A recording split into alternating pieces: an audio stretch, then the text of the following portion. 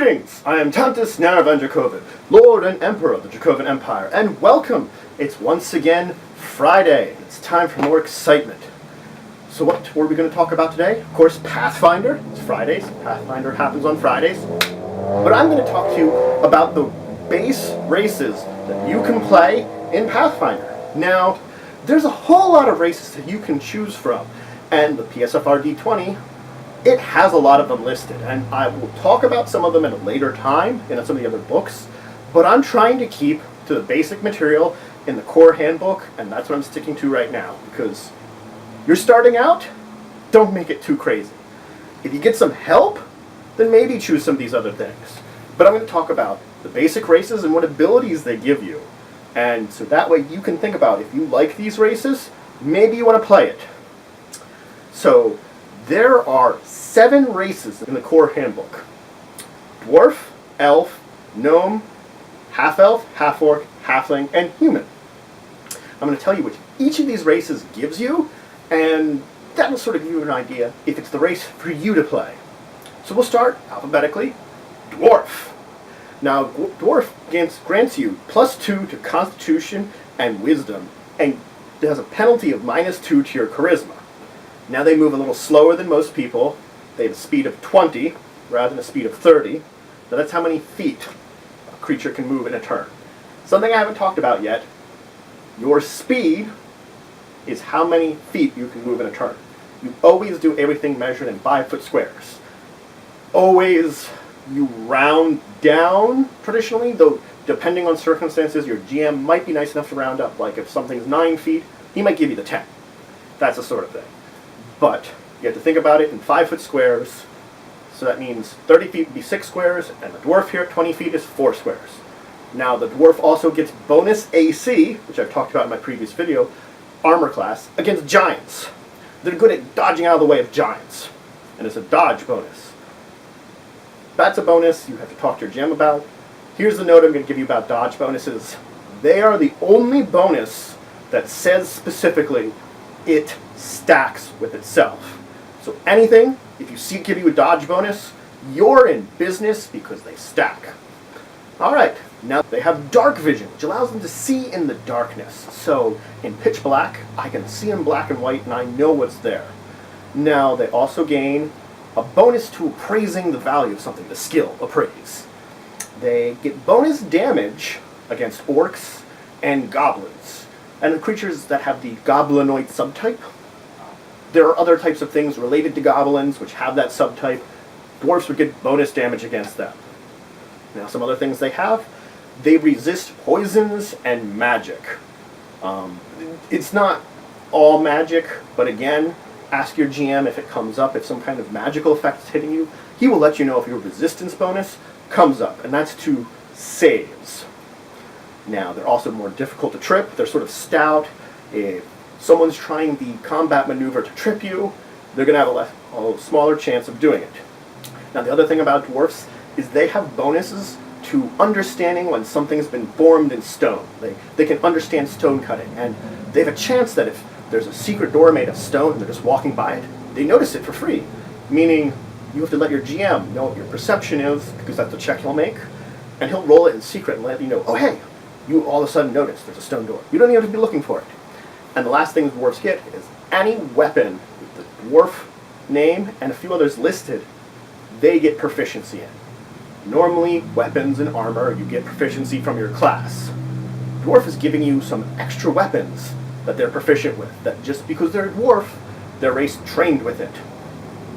Now next up, we'll talk about elves. Elves get +2 dexterity, +2 intelligence, and -2 constitution. So they're lithe and smart, but a little like weak health-wise. Now they have low light vision, meaning in light conditions they see twice as far as a human would. Now that just means like in torchlight they're better at seeing farther out into the darkness. Now they're also immune to any kind of magic that causes you to fall asleep, and they resist enchanting abilities, like things that might charm you or dominate your mind. They resist those. They're also better at manipulating magic. Now, this abilities it comes to overcoming spell resistance. I mentioned spell resistance before, they get a bonus to that, and dealing with spellcraft. Ask your GM, which is a skill, but talk to your GM about it. If you're building a character that's a magic user, elves have ability which gel with it.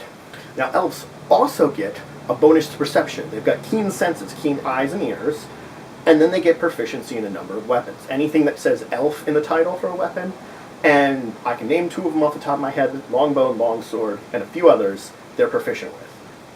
You have to think of the weapons that, like Legolas had from Lord of the Rings.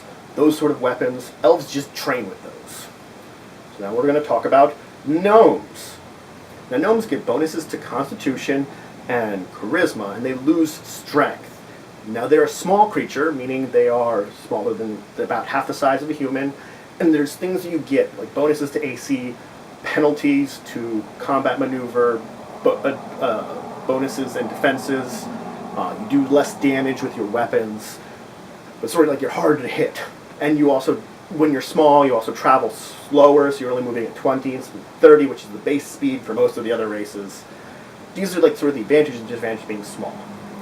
Now, they also get bonuses against giants, similar to dwarfs, and they have illusion spells that just because you're a gnome, you can use them. So you can be casting little illusions.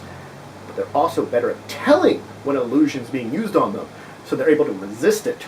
Gnomes get bonus damage against reptiles and goblinoids. So I've mentioned the goblinoids, they're goblins and their kin, but they're also better against fighting reptilian creatures.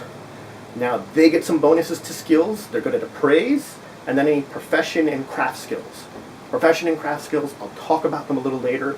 They're skills where when you take it, you're not just every profession or every craft. You have to choose a specific one, and you can take multiple. So I could be good at crafting, like carpentry, and also like blacksmithing. And then also any weapon that gnomes are proficient with, gnomes get. Alright, next up, we're going to talk about half-elves. Half-elves get +2 to the ability score of your choice. Now, they also gain the feat Skill Focus.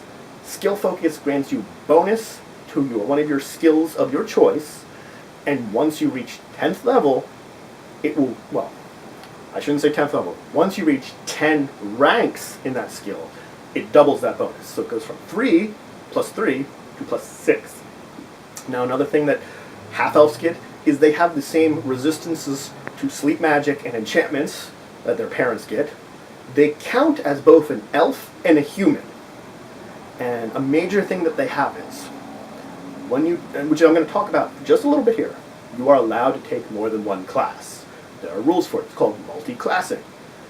If you multi-class, talk to your GM. It's going to be when you level up, not a first-level character. Half-elves have the advantage that they get bonuses for multi-classing. Now, this is something I haven't talked about. Each class has a favorite. You can choose a favorite class, which is probably going to be the class you start with, most likely. When you take a favorite class, you get a bonus for being that favorite class. I'll explain all that later on. They can get that from multiple classes, from 2 different ones. Now, half-elves also get +2 to perception. So they still have sort of the senses of their elf parent. So I've explained races before, briefly. I don't think I have in my Pathfinder videos, so let me go over it now. I just thought of it. The dwarfs, of course, are like the Tolkien dwarfs. Elves are like the elves from Tolkien again, but they also are sort of different. You can read about them in the book. It'll have descriptions about them, a little bit of physical descriptions, society, things like that. You can tell how it's different.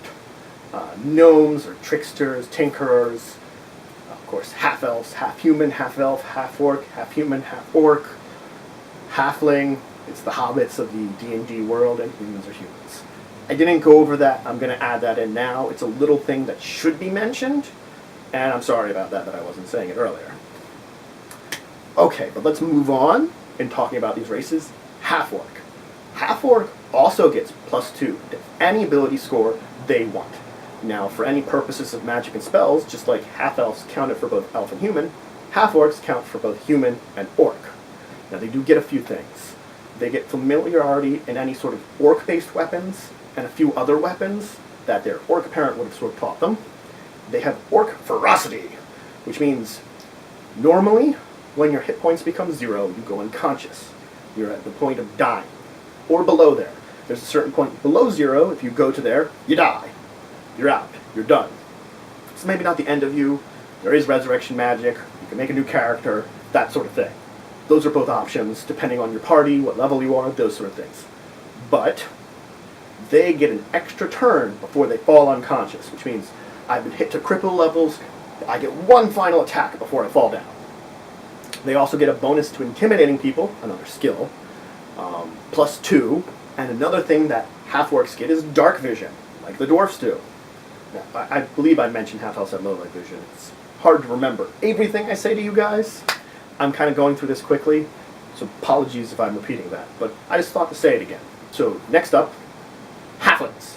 Halflings get +2 to dexterity, +2 to charisma, -2 to strength.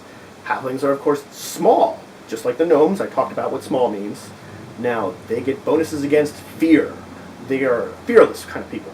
They're also lucky. They get bonuses to all their saves. They also get skill bonuses to perception, acrobatics, and climb. So the skills, they get bonuses to them, and they can use any weapon with halfling in its name. Alright, so last up is humans.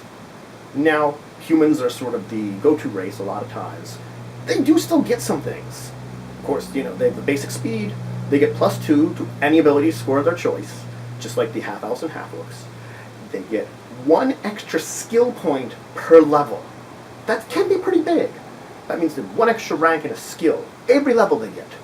And of course they get 1 bonus feat of their choice, as long as they qualify for it. You're your first level, so you might not qualify for it. But that means a human at first level gets 2 feats to start out with, and you could have 1 feat that leads into another one right off the bat, as long as you qualify for both of them. A human can be very good that way. You get a lot of feats very quickly. Granted, you're not getting the same bonuses overall. Sort of like when you're a dwarf, you don't really need, if you don't need charisma, you don't have to worry about it. It can be lower than it would have normally, and you can have higher 2 scores. While you're a human, you just get 2 bonus. There's trade-offs to every race in Pathfinder. And of course, there are a lot more races that they've come out with, and I will talk about them in the future. But again, I'm only going over stuff in the core books. And of course, I'll describe what it is. A lot of these abilities, there are rules for replacing some of the abilities with alternate ones. So like the bonus perception and elf gets, you could replace it with something else that would be a similar ability. But there's a list of what you could replace it with. Don't think about that now for your first character. After your first character, maybe you want to consider it. Maybe you want to start looking at those. They list them all on the website, and the Advanced Player Guide was what introduced it, so it's got the first grouping of them. Also, the Advanced Race Guide has a lot of them. I'm naming a couple of books here. So anyway, so that's it for today. Again, if you enjoyed this video, please comment, please like. Please join the Empire. I'm always looking for subscriptions for new members, new citizens. And as always, until the next time, I bid you farewell.